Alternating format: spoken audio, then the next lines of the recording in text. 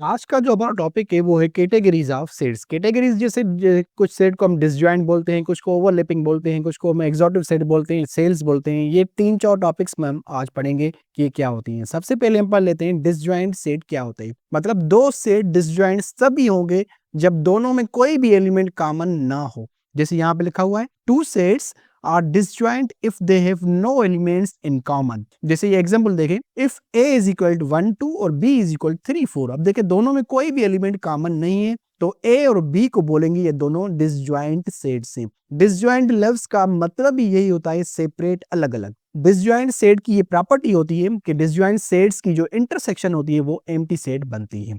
उसके बाद है ओवरलैपिंग सेट्स। ओवरलैपिंग और डिसजॉइंट एक दूसरे के अपोजिट होते हैं। जैसे डिसजॉइंट में कोई भी एलिमेंट कॉमन नहीं होता, ओवरलैपिंग में कम से कम एक एलिमेंट कॉमन होना चाहिए। कम से कम, एक से ज्यादा भी हो सकते हैं पर कम से कम एक एलिमेंट कॉमन होगा तो हम दो सेट्स को बोलेंगे ये दोनों ओवरलैपिंग सेट्स है।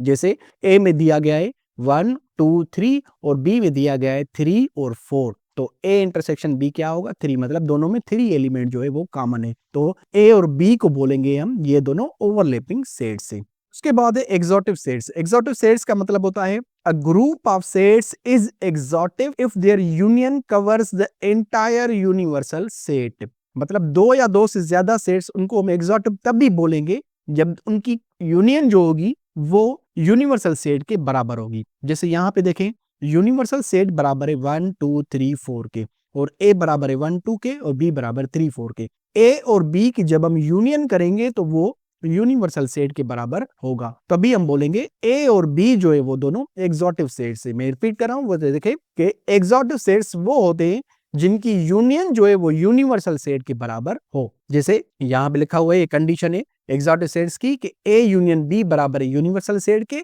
हेंस एक्सॉटिव, मतलब तभी वो एक्सॉटिव सेट्स बोलेंगे हम उनको। लास्टली हमारे पास टॉपिक है सेल्स की। सेल्स हम उन सेट्स को बोलते हैं जो एट ए टाइम डिसजॉइंट भी हो और एक्सॉटिव भी हो। डिसजॉइंट का मतलब है दोनों में कोई भी एलिमेंट कॉमन ना हो। एक्सॉटिव का मतलब है दोनों की यूनियन जो है वो यूनिवर्सल सेट के बराबर हो। तो अगर दो set at a time disjoint भी हो और एक्सॉटिव भी हो तो बोलेंगे वो दोनों सेल्स हैं। जैसे दोबारा ये पढ़ लेते हैं डेफिनेशन इसकी। If A and B are two non-empty subsets of universal set U, then A and B are called cells if they are disjoint as well as exotic। मतलब वो दोनों disjoint भी हो और exotic भी हो।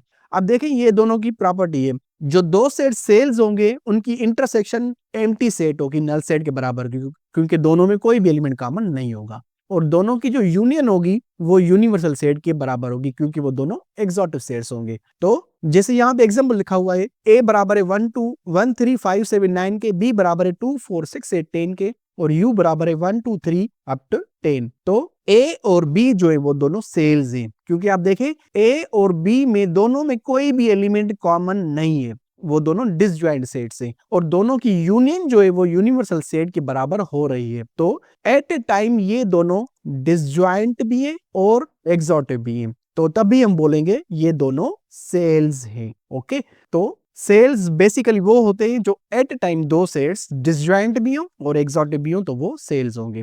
तो आज के लेक्चर की समरी सिंपल यही है, डिसजॉइंट सेट वो होते हैं जिनमें कोई भी एलिमेंट कॉमन ना हो। एक्सॉटिव सेट्स, ओवरलैपिंग सेट्स वो होते हैं जिनमें कम से कम एक एलिमेंट कॉमन हो। एक्सॉटिव सेट्स वो होते हैं जिनकी यूनियन यूनिवर्सल सेट के बराबर हो। और सेल्स वो होते हैं जो एट ए टाइम डिसजॉइंट भी हो और एक्सॉटिव भी हो तो वो सेल्स होते हैं। अगले लेक्चर में हम कुछ लॉज डिस्कस करेंगे, जैसे कॉम्प्लीमेंट के लॉज हैं और डी मॉर्गन्स लॉ है। ऐसे हम जो सेट्स के बेसिक लॉज हैं वो हम डिस्कस करेंगे अगले लेक्चर में। उसके बाद हम 17.2 एक्सरसाइज सॉल्व करने की तरफ आएंगे।